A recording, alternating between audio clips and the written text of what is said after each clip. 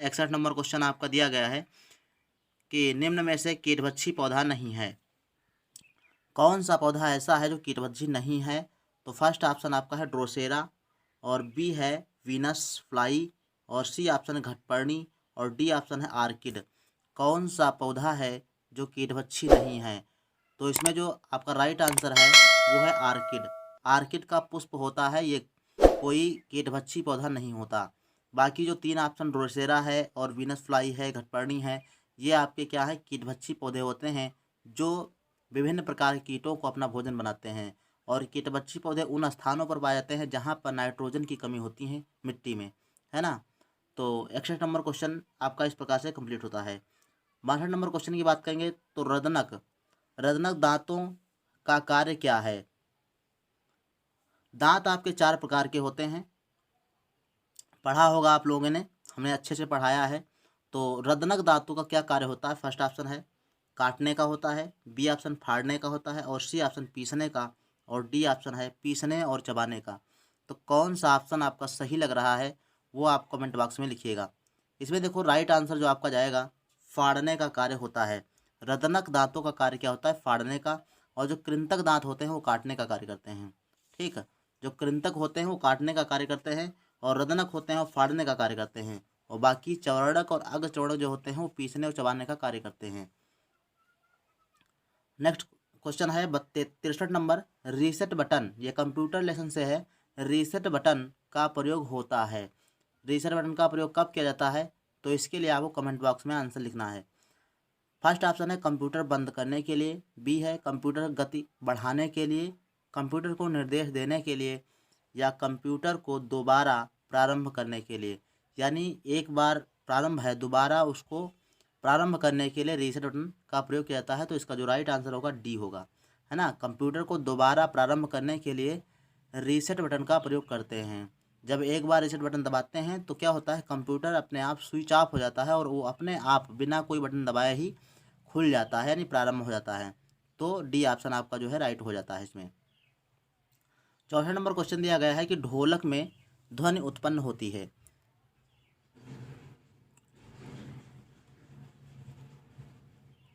ढोलक में ध्वनि उत्पन्न किस प्रकार से होती है ये आपको बताना है। फर्स्ट ऑप्शन है खींचने से, बी ऑप्शन है रगड़ने से, और सी ऑप्शन है आघात से, और डी ऑप्शन है फूंक मारने से।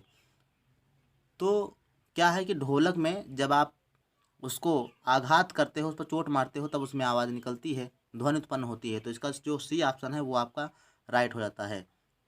जैसे फूंक मारने बांसुरी जो है बजती है ना, और रगड़ने से सितार बजता है, और खींचने से गिटार के तार जब खिंचाते हैं तो क्या है, ध्वनि उत्पन्न होती है। तो ये सब वाद्य यंत्र हैं, वो किस प्रकार से ध्वनि उत्पन्न करते हैं वो आपको ध्यान में रखना है लेसन के अनुसार। 65 नंबर क्वेश्चन दिया गया है कि गतिशील समुद्री जहाज की चोटी पर बैठी चिड़िया में होती है।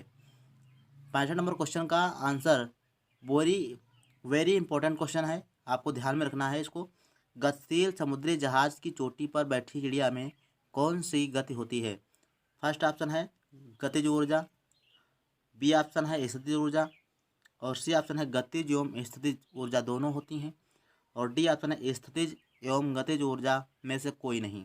तो कौन सा ऑप्शन सही है? तो इसका जो राइट आंसर होता है वो होता है आपका स्थितिज एवं गतिज ऊर्जा, है ना, में से कोई नहीं। तो ये ध्यान में रखना है, बहुत इंपॉर्टेंट क्वेश्चन है।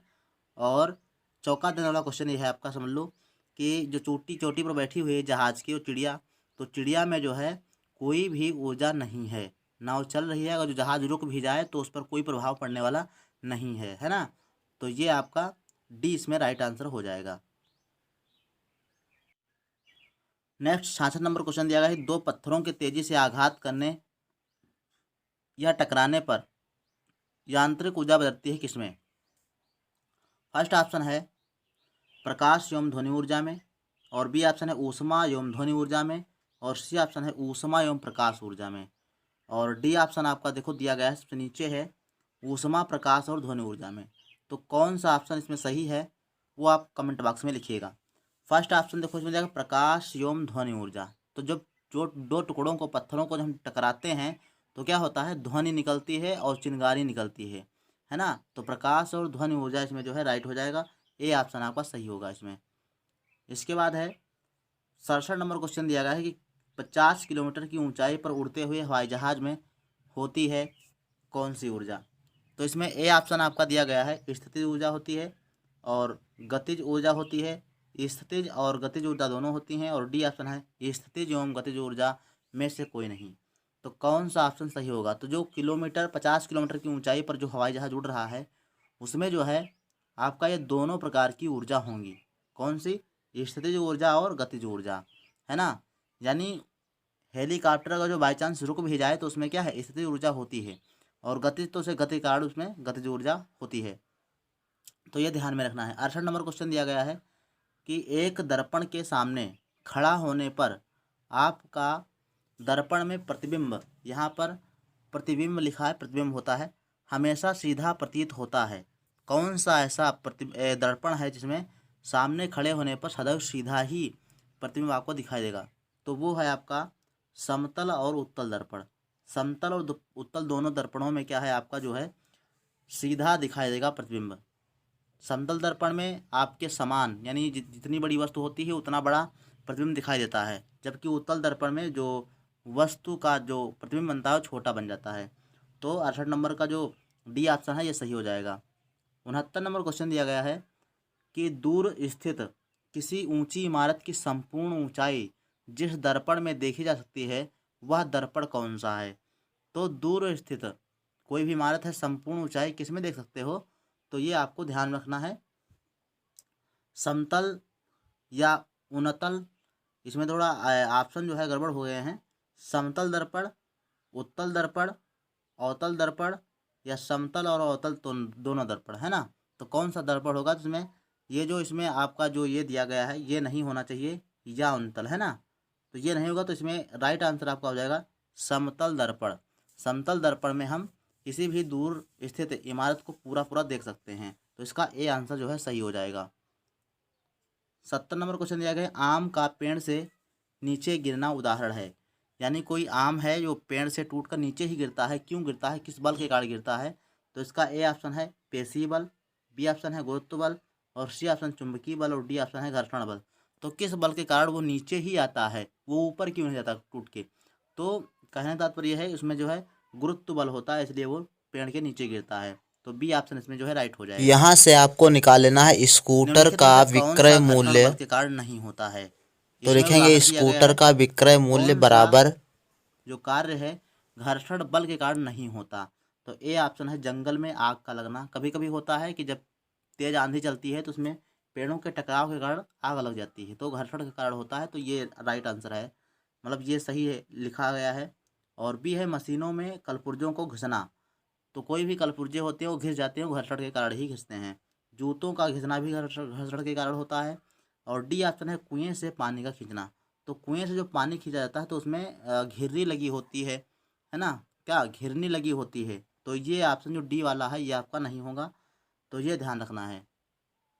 तो यही आपका सही आंसर हो जाएगा, कुएं से पानी खींचना, ये आपका सही आंसर हो जाएगा। ठीक है, यही कारण नहीं है, क्योंकि कुएं से पानी खींचने के लिए क्या घिरनी का प्रयोग किया जाता है। तो डी ऑप्शन इसमें राइट हो जाएगा। 72 नंबर क्वेश्चन दिया गया है कि प्रथम श्रेणी के उत्तोलक में क्या है, क्या होता है। फर्स्ट ऑप्शन है आयास और भार के मध्य आलम्ब होता है। बी ऑप्शन है आलम्ब और आयास के मध्य भार होता है। और सी ऑप्शन है आलम्ब और भार के मध्य आयास होता है। डी ऑप्शन आयास और भार नहीं होते हैं। तो इसमें जो राइट आंसर आपका हो जाएगा वो राइट आंसर होगा आयास और भार के मध्य आलम्ब होता है। तो प्रथम श्रेणी के उत्तोलक होते हैं, जैसे कैंची है आपका, है ना, और प्लास है। तो ये सब क्या होते हैं कि इसमें जो है जैसे इस प्रकार की इस आकार के होते, बीच में इसमें क्या है आलम्ब होता है, बीच में ये बीच वाला भाग आलम्ब होता है। और बाकी इधर जो है पकड़ने वाला कार्य होता है। तो इसमें पकड़ने वाले कार्य को क्या कहते हैं, जहाँ पर पकड़ा जाता है उसे आयास कहते हैं।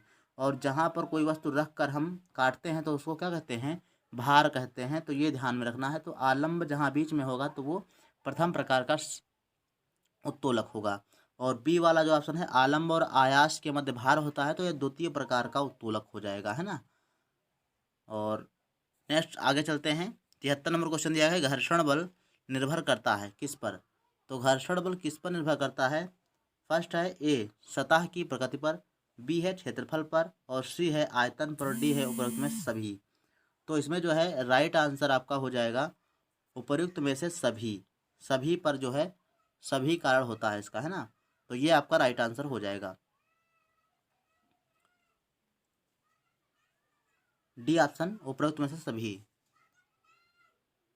74 नंबर क्वेश्चन है कि निम्नलिखित में से किसे घर्षण द्वारा आसानी से आवेशित नहीं किया जा सकता है। फर्स्ट ऑप्शन है कांच की छड़ को, और बी ऑप्शन है एबोनाइट की छड़ को, और सी ऑप्शन है गुब्बारा, और डी ऑप्शन है लकड़ी का टुकड़ा।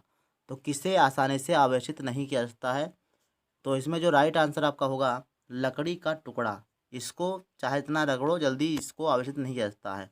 बाकी कांच की छड़ को कहीं भी आप रगड़ोगे या बालों पर रगड़ो तो उसमें क्या है आवेश उत्पन्न हो जाता है। एबोनाइट की छड़ ऐसे ही इसमें भी दृढ़ आवेश उत्पन्न हो जाता है, और गुब्बारे को भी अगर जो बालों पर रगड़ो तो उसमें क्या है आवेश उत्पन्न हो जाता है।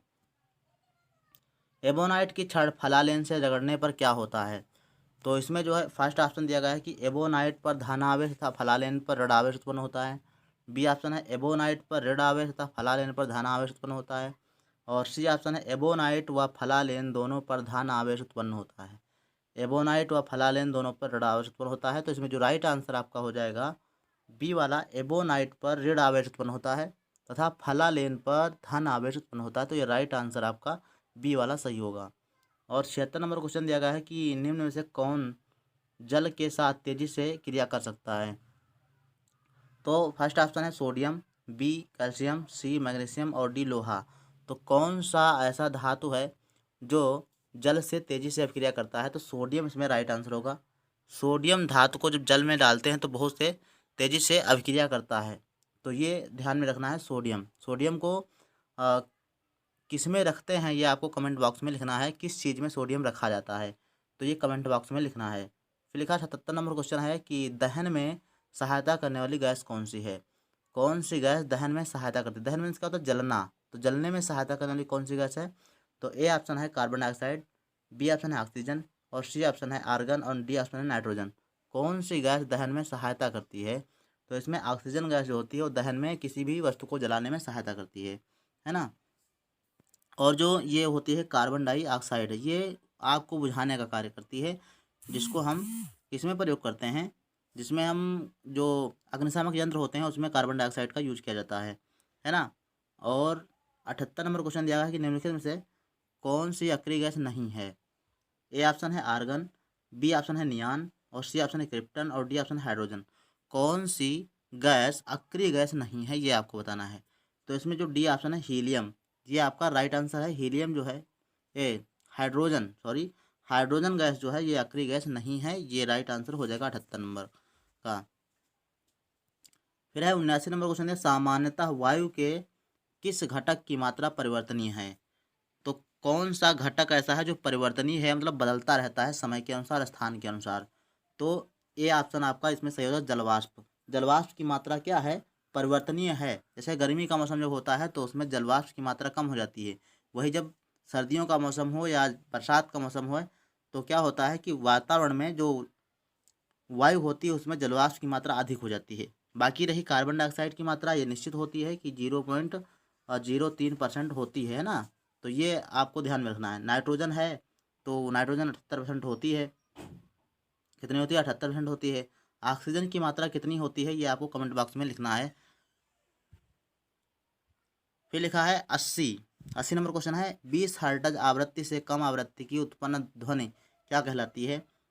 फर्स्ट ऑप्शन है श्रव्य, बी ऑप्शन है कर्कश, सी ऑप्शन अपश्रव्य, और डी ऑप्शन है पराश्रव्य। तो कौन सी ध्वनि है जो 20 हर्ट्ज से कम आवृत्ति की ध्वनि उत्पन्न होती है, ध्वनि कहलाती है। तो अपश्रव्य ध्वनि जो होती है वो 20 हर्ट्ज से कम होती है, और ये इंसान जो है नहीं सुन पाता है।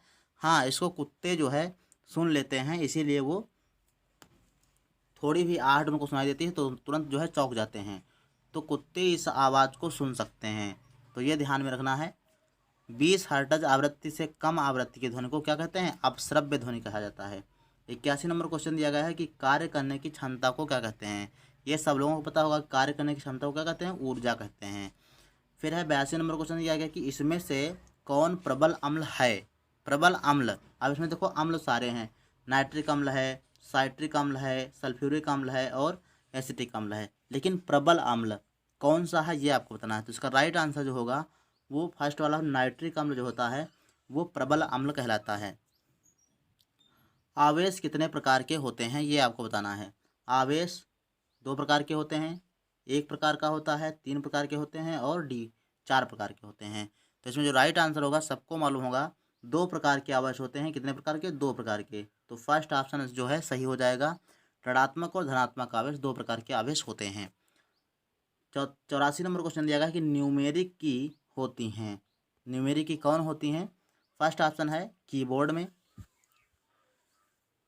होती हैं और बी ऑप्शन है सीपीयू में होती हैं, सी ऑप्शन हार्ड डिस्क में होती हैं और डी ऑप्शन मॉनिटर में होती हैं। तो कहाँ पर होती हैं न्यूमेरिक की? तो कीबोर्ड के अंतर्गत जो है होती हैं। ये इसका ए ऑप्शन जो है आपका राइट हो जाएगा। कीबोर्ड में कुल मिला के 104 की होती हैं, ध्यान रखना है। और F1 से लेकर F12 तक जो है फंक्शनल की होती हैं और न्यूमेरिक की होती हैं। टैब बटन होता है, शिफ्ट होता है ना, कैप्स लॉक होता है। तो ये सारे बटन जो है आपको ध्यान रखना है कौन कौन सी की होती हैं। तो कीबोर्ड में न्यूमेरिक की होती हैं 0 से लेकर 9 तक और प्लस जो पंचुएशन की होती हैं कुछ और प्लस माइनस और गुणा भाग ये सब के निशान भी होते हैं। तो ये ध्यान में रखना है। 85 नंबर क्वेश्चन दिया गया है कि लार में पाया जाने वाला एंजाइम कौन सा है। बहुत ही चर्चित प्रश्न है और वेरी इंपॉर्टेंट प्रश्न है। तो ये ध्यान में रखना है आपको, वेरी इंपॉर्टेंट क्वेश्चन है। तो लार में पाया जाने वाला एंजाइम कौन सा है? First option ptyalin, pepsin, rennin, इनमें से कोई नहीं। तो कौन सा ऑप्शन सही है उसके लिए कमेंट करिएगा। तो इसमें फर्स्ट ऑप्शन जो है सही होगा टाइलिन। टाइलिन नामक एंजाइम लार में पाया जाता है। तो ये ध्यान में रखना है। तो आज ये सारे आपके जो है 85 क्वेश्चन हमने आपको बताया था कि 3 वीडियो में जो है पूरे हो जाएंगे। तो 85 क्वेश्चन हमने जो है आपको पूरे करवा दिए हैं।